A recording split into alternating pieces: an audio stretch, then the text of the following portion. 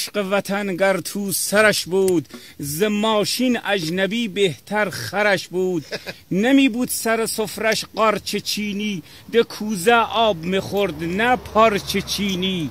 وطن از دست او نادون مناله، که ور کابشنی و اسعاش مباله.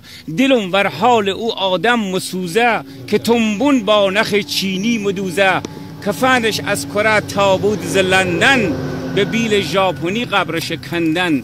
نداره از خودش یک سیخ سوزن، جراب و شرطش ترکا مدوزن. هنوز پرچنه و پر ادعایه، خدایا پس غرور ما کجایه.